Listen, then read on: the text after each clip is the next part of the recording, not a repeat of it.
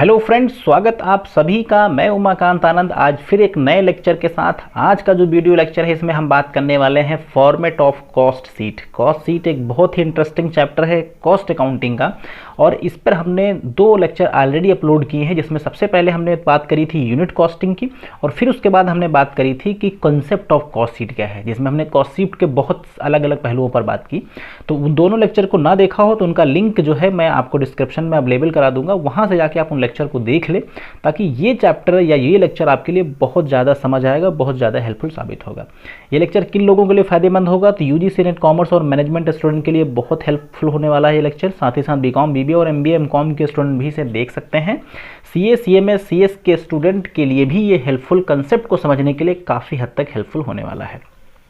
Lecture start करने से पहले मैं आपको अपने बारे में बता देता हूं। मेरा नाम उमाकांत आनंद है। मैं जेआरएफ क्वालिफाई हूं कॉमर्स सब्जेक्ट में। साथ ही साथ लखनऊ विश्वविद्यालय का मैं रिसर्च स्कॉलर हूं। एमकॉम, एमबीए भी मैंने किया है, और पिछले 5 वर्षों से ज़्यादा से मैं हायर एजुकेशन में हूं। मैंने UG, PG, UGC NET commerce, management और सीए, सीएमए और बोर्ड्स के बहुत सारे स्टूडेंट को मैंने गाइड किया हुआ है। अब लेक्चर को हम स्टार्ट करते हैं।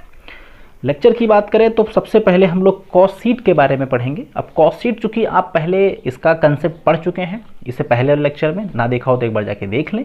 यहाँ पे हम बात करने वाले हैं कि कॉस्ट सीट से जुड़े हुए कौन कौन से फॉलोइंग फैक्ट्स हैं जो आपके लिए जानना बहुत ही अहम, बहुत ही जरूरी है। तो the various element of cost such as prime cost, factory cost, production cost, cost of goods sold and the total cost. Prime cost के अंदर हम लोग इन सब चीज़ों के बारे में निकालना सीखते हैं कि प्राइम कॉस्ट क्या है, फैक्ट्री कॉस्ट क्या है, कॉस्ट ऑफ प्रोडक्शन क्या है, प्रोडक्शन कॉस्ट क्या है, कॉस्ट ऑफ गुड्स सोल्ड क्या है। इन सब बातों के बारे में हम लोग पढ़ते हैं।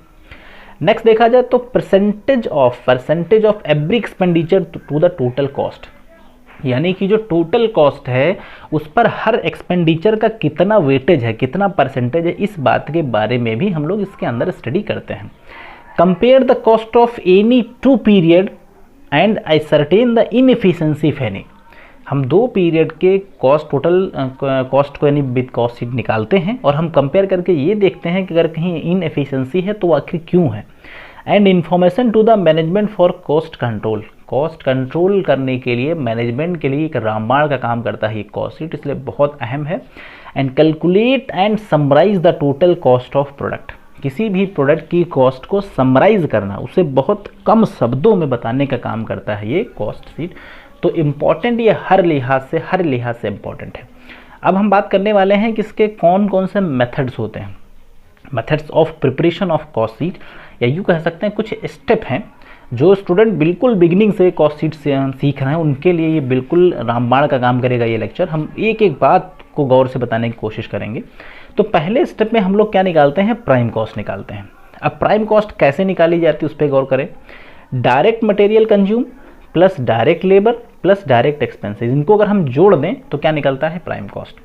डायरेक्ट मटेरियल कैसे निकलता है? Material purchase plus opening stock of raw material minus closing. अगर ये माइनस कर दें तो क्या निकल के आ जाता है? आपका प्राइम कॉस्ट। सेकेंड स्टेप में हम क्या निकालते हैं? Work cost. ये कैसे निकालते हैं? प्राइम कॉस्ट में हम ऐड करते हैं फैक्ट्री ओवरहेड। फैक्ट्री ओवरहेड कैसे क्या होता है? फैक्ट्री ओवरहेड के अंदर क्या क्या चीज़ें आती हैं? इनडायरेक्ट मटेरियल, इनडायरेक्ट लेबर और इनडायरेक्ट एक्सपेंसेस, प्लस हम करते हैं वर्क इन प्रोग्रेस और माइनस करते हैं closing stock of work in progress. अगर आपको डायरेक्ट मटेरियल, डायरेक्ट एक्सपेंसेस को समझने में प्रॉब्लम हो तो मेरा जो cost of cost sheet, concept of cost sheet का लेक्चर है उसमें आपको ये बात बिल्कुल विधिवत बताएगी, इसलिए उस लेक्चर में आपको ये चीज़ समझ आ जाएगी। स्टेप 3 के अंदर हम निकालते हैं कॉस्ट ऑफ प्रोडक्शन, जिसमें हम work cost plus office and administration overhead को ऐड करते हैं। फिर हम इसके अंदर ऐड करते हैं opening stock of finish goods, और फिर माइनस करते हैं closing stock of finish goods. तो आप स्टेप 3 में यानी कॉस्ट ऑफ प्रोडक्शन तक पहुंच गए। जो नेक्स्ट स्टेप होगा स्टेप 4, उसके अंदर हम टोटल कॉस्ट निकालते हैं, जिसमें कॉस्ट ऑफ प्रोडक्शन में सेलिंग एंड डिस्ट्रीब्यूशन ओवरहेड को ऐड करते हैं तो क्या आ जाता है? आपका टोटल कॉस्ट। फिर प्रॉफिट निकालने के सेल्स में से टोटल कॉस्ट हम लोग माइनस कर लेते हैं। तो ये इसके कुछ स्टेप्स हैं जिनको हम ध्यान में रखेंगे। और अब हम बढ़ेंगे इसके फॉर्मेट की तरफ कि इसका जो फॉर्मेट है वो क्या है। फॉर्मेट आपको बहुत कुछ बताने वाला है। तो फॉर्मेट को एक बार डिटेल में हम लोग देखें, और एक एक बात मैंने कोशिश की है कि आपको इसमें बता पाऊँ और हर बात को आप समझ पाएँ। देखिए, फॉर्मेट की बात करें तो फॉर्मेट में हमेशा के तरीके से आपको 3 कॉलम बनाने हैं। पहले कॉलम जिसे हम पार्टिकुलर बोलते हैं, दूसरे को हम कॉस्ट, तीसरे को कॉस्ट पर यूनिट। ये जो कॉलम होगा ये कॉस्ट को शो करेगा, और ये एक इंडिविजुअल यूनिट कितने की बन रही है उसको शो करने का काम करेगा। सबसे पहले हम लोग लिखेंगे, हेडिंग डालते हैं ऊपर रॉ मटेरियल कंज्यूम, यानी कितने का रॉ मटेरियल कंज्यूम किया गया, ये बात हम सबसे पहले लिखते हैं। रॉ मटेरियल कैसे निकाला जाता है, सबसे पहले opening stock of raw material, सबसे पहले क्या लिखेंगे, opening stock of raw material. इस रॉ मटेरियल कंज्यूम में, और हो सकता है कि आपने कुछ रॉ मटेरियल कंज्यूम और पढ़ रखे हों, तो उसमें थोड़ा सा आपको अंतर दिखाई पड़ेगा, क्योंकि मैंने इसमें हर वो चीज़ शामिल करने की कोशिश करी है जो कि इंपॉर्टेंट है। जो कि ये लेक्चर CMA वाले भी बच्चे देख रहे होंगे और नेट के बच्चे भी देख रहे होंगे और साथ ही साथ BCom के बच्चे भी देख रहे होंगे। तो मेरी तो कोशिश ये है कि हर बच्चे को इसका बेनिफिट मिले, इसलिए मैंने इसमें हर वो चीज़ शामिल करी है जो कॉस्ट शीट के अंदर आती है। रॉ मटेरियल कंज्यूम में सबसे पहले opening stock of raw material, फिर इसके अंदर आता है परचेज ऑफ रॉ मटेरियल, फिर आता है इसमें ट्रांसफ़र फ्रॉम अदर जॉब। ये आपके लिए बात शायद नहीं होगी। ट्रांसफ़र फ्रॉम अदर जॉब का मतलब होता है कि एक फैक्ट्री के अंदर कई डिपार्टमेंट्स होते हैं, कई अलग अलग प्रोडक्ट बन रहे होते हैं, तो कभी कभी हम क्या करते हैं कि दूसरे अलग डिपार्टमेंट से कुछ रॉ मटेरियल हम मंगवा लेते हैं, तो उसको भी हम रॉ मटेरियल कंज्यूम में ऐड करते हैं। ज़रूरी नहीं कि हर जगह ऐसा होता हो, बट ऐसा हो सकता है। फिर हम प्लस करते हैं freight on raw material, raw material मंगवाने पर जो भाड़ा खर्च होता है उसको हम ऐड करते हैं। इतनी चीज़ें ऐड करने के बाद हम माइनस करते हैं closing stock of raw material, जो रॉ मटेरियल हमारा बच गया है। दूसरे फिर माइनस करते हैं ट्रांसफ़र टू अदर जॉब। भाई जब हम दूसरे जॉब से या दूसरी जगह से गुड्स मंगवा सकते हैं तो हम दूसरे को दे भी तो सकते हैं, तो ट्रांसफ़र टू अदर जॉब हम माइनस करते हैं। फिर बचता है sale of wastage, sale of wastage भी हम माइनस करते हैं, तब निकल के आता है रॉ मटेरियल कंज्यूम। अब एक प्रश्न आपके दिमाग में ऑटोमेटिकली एराइज हो गया होगा, जहाँ तक मेरा मानना है कि आपके दिमाग में आ गया होगा, यार ये वेस्टेज क्या चीज़ होती है, क्योंकि आपने तो एक शब्द सुन रखा है जिसका नाम होता है स्क्रैप। स्क्रैप तो आपने सुना, लेकिन वेस्टेज आपके दिमाग में कन्फ्यूजन क्रिएट कर रहा होगा, तो ये बात जानना बहुत ज़रूरी है और ये चीज़ आपको समझ आनी भी चाहिए। स्क्रैप और वेस्टेज में फ़र्क समझिए ज़रा। देखिए, वेस्टेज का मतलब होता है कि कोई ऐसी चीज़ हमने रॉ मटेरियल फॉर्म में उसको परचेज़ किया था, बट एक्चुअली वो अब हमारे इस्तेमाल की नहीं है, हमने उसको दोबारा फिर सेल कर दिया। गौर से समझिएगा इस बात को। एग्जाम्पल के लिए मान लीजिए कोई कंपनी है जो कि जिसका काम है वो सपोज दैट एक होटल मान लेते हैं, एक होटल है सपोज दैट, और उसने 5 डब्बे घी के मंगवाए और 5 डिब्बा घी जो है होटल के अंदर कंज्यूम कर लिया गया। अब वो खाली डिब्बे बचे हैं, तो बताइए क्या उस होटल के अंदर उन खाली डिब्बों का कौन सा काम होगा? वो खाली डिब्बे 20 रुपये पर डिब्बे के हिसाब से दोबारा फिर किसी को बेच दिया गया, जिससे 100 रुपये रिकवर हो गए। तुमने मान लो खरीदा था उन डब्बों को 10,000 रुपये का, 100 रुपये रिकवर हो गए, तो एक्चुअल में घी पर कॉस्ट कितनी आई? 9900, यानी 9,900 रुपये। तो ये वही वेस्टेज की वैल्यू को हम लोग माइनस करते हैं। आम शब्दों में हम लोग कभी कभी किन्हीं किन्हीं बुक्स में इसको कंसीडर नहीं करते, नहीं देखते हैं, बट ये इसका हिस्सा है जो कि कंसीडर किया जाता है। तो पहली बात रॉ मटेरियल कंज्यूम, फिर डायरेक्ट लेबर, फिर डायरेक्ट एक्सपेंस, इन 3 बातों को ऐड करेंगे तो क्या चीज़ निकल के आएगी? Prime cost. आई थिंक यहाँ तक बात आपको समझ आई होगी। उम्मीद है कि ये बात आप तक बिल्कुल समझ पाए होंगे आप। अब हम बढ़ेंगे अगले इसके कंसेप्ट की तरफ। प्राइम कॉस्ट जब हम निकाल लेंगे, अब उसके अंदर हम ऐड करेंगे फैक्ट्री या वर्क्स ओवरहेड। दोनों बातें एक हैं, फैक्ट्री ओवरहेड सेम चीज़ है और वर्क्स ओवरहेड भी सेम ही है। इसके अंदर हम लोग इनडायरेक्ट मटेरियल, इनडायरेक्ट लेबर और इनडायरेक्ट एक्सपेंसेस ऐड करेंगे। यानी कि फैक्ट्री के अंदर जितने भी इनडायरेक्ट मटेरियल लगे हैं, जितने भी इनडायरेक्ट लेबर लगे हैं और जितने भी इनडायरेक्ट एक्सपेंसेस लगे हैं, उनको हम ऐड करेंगे। इनडायरेक्ट को लेकर फिर डाउट आपके दिमाग में शायद आया होगा, हालांकि मैंने कंसेप्ट ऑफ कॉस्ट शीट के कंसेप्ट में इस बात को डिटेल में डिस्कस किया उस लेक्चर के अंदर। एक बार थोड़ा सा मैं फिर बता देता हूँ। जब हम कोई प्रोडक्ट बनाते हैं तो जो प्रोडक्ट बनाते हैं उसमें मटेरियल 2 टाइप के लगते हैं, एक जो कि डायरेक्टली उसके ऊपर लगता है और एक इनडायरेक्टली। इनडायरेक्टली कौन सा? जैसे एग्जांपल के लिए मान लीजिए कि आप फर्नीचर बनाते हैं तो लकड़ी तो डायरेक्ट हो गई जो लगी उस पर। अब आपके उस ऑफिस के अंदर एक लिखा पढ़ी करने के लिए एक बंदा बैठा हुआ है जो जिसकी स्टेशनरी की आवश्यकता होती है, तो ये भी मटेरियल है। ये कैसा मटेरियल हो गया? इनडायरेक्ट। तो ये इस तरीके से इनडायरेक्ट लेबर, इसी तरीके से इनडायरेक्ट एक्सपेंसेस। कन्फ्यूजन हो तो आप हमारे उस कंसेप्ट ऑफ कॉस्ट शीट वाले लेक्चर में इसको डिटेल में पढ़ सकते हैं। तो ये 3 चीज़ें खर्च की गई और फिर उसमें से माइनस किया गया सेल ऑफ स्क्रैप। अब ये सेल ऑफ स्क्रैप क्या है? फिर डाउट आपके दिमाग में। वेस्टेज की तरीके से ही स्क्रैप होता है, बट फ़र्क है दोनों में। जब हम कोई प्रोडक्शन करते हैं और चीज़ लगभग बनके तैयार हो जाती है, यानी चीज़ बनके तैयार हो गई, लेकिन वो उतनी सक्षम नहीं है कि उसे हम आगे फिनिश गुड्स में कन्वर्ट करें, यानी वो बनते समय कुछ ख़राब निकल गई या ख़राब हो गई, जो अभी आगे फाइनल गुड्स तक नहीं जा सकती, उसे हम बोलते हैं स्क्रैप। और उस स्क्रैप को हम जब बेचते हैं तो वो बिक जाता है, तो वो वहाँ से जो पैसा रिकवर होता है उसे हम बोलते हैं सेल ऑफ स्क्रैप। एग्जाम्पल के लिए हमने 100 यूनिट बनाना स्टार्ट किया, इनपुट की 100 यूनिट, जिसमें से हमारी 10 यूनिट ऐसी हैं जो किसी कारण से स्टैंडर्ड में या कोई ऐसी चीज़ है जो कि अब उन्हें हम फाइनल गुड्स तक नहीं ले जा सकते, कुछ खराबी उसके अंदर निकल गई। उन्हें हम क्या करेंगे कि उन्हें हम बेचते हैं, हालांकि वो सस्ती बिकती हैं लेकिन कहीं ना कहीं उनसे कुछ पैसा रिकवर हो जाता है, तो उसे हम बोलते हैं sale of scrap. Sale of scrap minus करेंगे तो जो टोटल आपका बनेगा उसे हम बोलेंगे ग्रॉस फैक्ट्री या वर्क्स कॉस्ट। ये भी कंसेप्ट शायद कुछ स्टूडेंट के लिए नया होगा, कुछ लोगों ने तो सिर्फ और सिर्फ फैक्ट्री कॉस्ट ही सुना होगा, तो ये ग्रॉस कहाँ से आ गया, इस बात को समझ लें। ग्रॉस फैक्ट्री या वर्क्स कॉस्ट का मतलब क्या होता है कि ये सिर्फ तभी हम लोग इस्तेमाल करते हैं जब हमारे पास वर्क इन प्रोग्रेस का ओपनिंग स्टॉक या क्लोजिंग स्टॉक होगा। एक छोटा सा एग्जाम्पल, जैसे कि एग्जाम्पल के लिए आप कभी कभी कुछ सिनेमा घरों में या कहीं कहीं पर आप जाते हैं तो आपने देखा होगा कि वहाँ पे 2 तरीके के दरवाजे होते हैं, एक होता है आपका इन वाला और एक होता है एग्जिट वाला। तो ये तभी होता है जब वहाँ पे 2 दरवाजे होंगे। अब मान लो कभी किसी जगह आप जाएं जहाँ पर एक ही दरवाजा है, तो आपने देखा होगा वहाँ पर इन एग्जिट नहीं लिखा होता है। सेम लाइक यहाँ पर भी जब कभी किसी क्वेश्चन के अंदर वर्क इन प्रोग्रेस का ओपनिंग और क्लोजिंग आएगा तभी हम लोग ग्रॉस और नेट फैक्ट्री शब्दों का यूज करेंगे, अदरवाइज हम लोग सिर्फ फैक्ट्री कॉस्ट का ही इस्तेमाल करेंगे।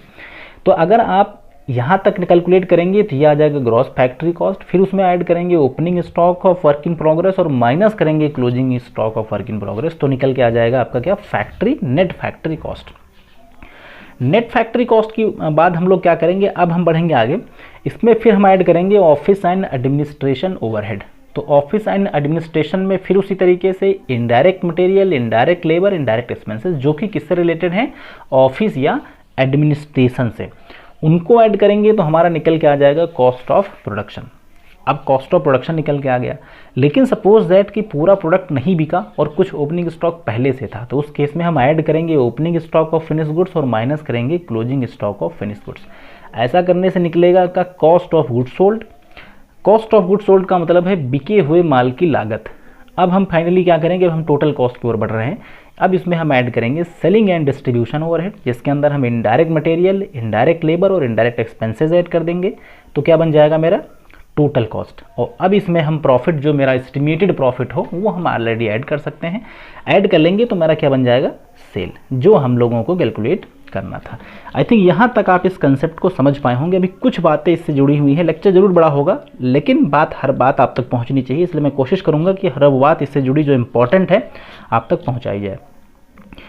अब देखिए कभी कभी क्या होता है, कुछ ऐसे प्रश्न होते हैं जहाँ पर प्रॉफिट आपको निकालना पड़ता है, तो उस केस में भी कन्फ्यूजन बनता है, तो उसका भी समाधान हम आपको अवेलेबल कराएंगे।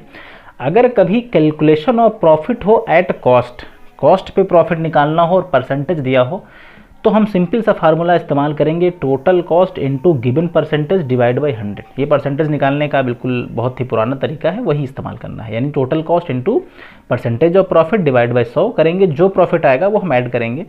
लेकिन अगर कभी भी प्रॉफिट दिया हो सेलिंग प्राइस पे और इत्तेफाक से सेलिंग प्राइस क्वेश्चन में दिया ना हो, ध्यान दीजिएगा आप, प्रॉफिट दिया हो सेलिंग प्राइस पे और सेलिंग प्राइस क्वेश्चन में ना दिया हो, तो आधे लड़के तो अपना सर ही फोड़ लेंगे, क्योंकि उनको पता है कि जब सेलिंग प्राइस ही नहीं दिया है तो हम सेलिंग प्राइस पे परसेंट निकालेंगे कैसे। बट ऐसा नहीं है, उसका भी समाधान है। वहाँ पे प्रॉफिट निकालने का ढंग है total cost into percentage of profit और डिवाइड करेंगे 100 माइनस परसेंटेज ऑफ प्रॉफिट। यानी टोटल कॉस्ट तो दिए होगा, ऐसा थोड़ी ना कुछ भी नहीं दिया होगा, सेलिंग प्राइस नहीं होगा तो टोटल कॉस्ट होगा, घबराने की आवश्यकता नहीं है। Total cost into percentage of profit divide by 100 minus percentage of profit, ऐसा करेंगे तो प्रॉफिट कैलकुलेट हो जाएगा, कोई बहुत दिक्कत की बात फिलहाल नहीं है। तो इसको हम एग्जाम्पल के थ्रू भी समझ लेते हैं ताकि आपकी ये जो बात है वो क्लियर हो जाए। तो एक सवाल है आपके लिए, यहाँ पे टोटल कॉस्ट दे रखी है 18,000, परसेंटेज ऑफ प्रॉफिट 10, सोल्यूशन करना है आपको। तो अगर हम प्रॉफिट निकालेंगे कॉस्ट पे तो 18,000 का सिंपल 10% निकाल लीजिए, 1800 आ जाएगा। अगर यही सेलिंग प्राइस पे निकालना होता तो 18,000 into 10 divide by 100 minus percentage, यानी ये कितना हो गया 2,000। ठीक है, 2,000 रुपये क्या निकल के आ गया आपका प्रॉफिट। अब अगर इसको वेरीफाई करना हो तो आप देखिए टोटल कॉस्ट आपका 18,000 था, टोटल कॉस्ट आपका 18,000 था, जिसमें हम 2,000 ऐड करेंगे तो सेल प्राइस मेरा कितना बनेगा 20,000। अब अगर आप इस परसेंट को देखना चाहें सेल पे तो आप करके देख लें भाई, ये 20,000 रुपये आया है, सेल कितना है आपका 20 × 100 कर दीजिए तो देखिए 10% निकलेगा। यानी जो बात आपको ये बताई गई है यहाँ पे, ये फार्मूला, ये रामबाण फार्मूला, इसको हमेशा ध्यान रखिएगा, बहुत मदद करेगा आपकी काफ़ी क्वेश्चंस में। अब हम बढ़ने वाले हैं नेक्स्ट की तरफ, कैलकुलेशन ऑफ परसेंटेजेस, कैसे परसेंट निकालते हैं। क्योंकि देखिए जो नेट वाले बच्चे हैं, जो सीएमए वाले बच्चे हैं या सीए वाले, उन लोगों पर जो मल्टीपल चॉइस क्वेश्चन इन्हीं सब चीज़ों पर बेस्ड आते हैं, तो उनको इस बात पर गौर करना है। परसेंटेज कैसे निकालते हैं, percentage of factory overhead on direct wages कैसे निकाला जाता है। तो फैक्ट्री ओवरहेड को हमेशा हम ऊपर रखेंगे, डायरेक्ट वेजेस को हम हमेशा नीचे रखेंगे, इनटू करेंगे 100। एक बात पे गौर करिएगा, परसेंटेज जिस पर निकाला जाता है वो होती है रिस्पेक्टिव वैल्यू, और रिस्पेक्टिव वैल्यू हमेशा परसेंटेज के केस में हमेशा बटे में, बटे का मतलब हमेशा नीचे, और जिस चीज़ का परसेंट निकालना है वो हमेशा ऊपर। देखिए समझ लें इस बात को, इसमें कोई डाउट नहीं रहना चाहिए। परसेंटेज ऑफ फैक्ट्री ओवरहेड, जिसका परसेंट निकालना है वो हमेशा फ्रैक्शन में ऊपर, ऑन डायरेक्ट वेजेस जिस पर निकालना है वो रिस्पेक्टिव वैल्यू, रिस्पेक्टिव इस वैल्यू हमेशा फ्रैक्शन में नीचे, और इनटू करेंगे 100 तो आ जाएगा आपका परसेंट। ऐसे ही selling, percentage of office and selling overhead on work cost, तो selling and overhead office and selling का निकालना है, उसको हमेशा फ्रैक्शन में ऊपर निकालना है, वर्क कॉस्ट पे वर्क कॉस्ट हमेशा नीचे, इनटू 100, तो देखिए ये भी परसेंट निकल आएगा। ऐसे ही अगर आपको percentage of profit on cell निकालना हो तो अमाउंट ऑफ प्रॉफिट हमेशा ऊपर, सेल हमेशा नीचे, इनटू में 100। या कभी आपको दूसरे ढंग से निकालने के लिए कहा गया हो, the percentage of profit on cost to be applied to the tender directly can calculated from the percentage profit on sale. Percentage profit on sale की बात यहाँ करी जा रही है, तो वो कोई आपके लिए दिक्कत वाली बात नहीं, आप इससे पहले पढ़ चुके हैं। तो यहाँ पे क्या होगा, rate of profit on sale divide by 100 minus rate of profit sale into 100 कर देंगे तो आपका परसेंट कैलकुलेट हो जाएगा। तो ये कहीं ना कहीं अगर आप देखें तो ये बातें आपको समझ आ चुकी होंगी इस लेक्चर से जुड़ी हुई। मुझे उम्मीद है कि इस लेक्चर में दी गई एक एक बात आप तक पहुंची होगी। लेक्चर अच्छा लगा हो तो लाइक शेयर कर सकते हैं, और चैनल सब्सक्राइब ना हो किया हो तो कर लें, ताकि कॉस्ट अकाउंटिंग और अलग अलग कॉमर्स के जो रिलेटेड वीडियोज़ हैं आपके लिए वो आपको मिलते रहें। आपने बेशकीमती समय दिया, मैं आपका ज़्यादा आभार व्यक्त करता हूँ। So thanks for watching this video, have a nice day.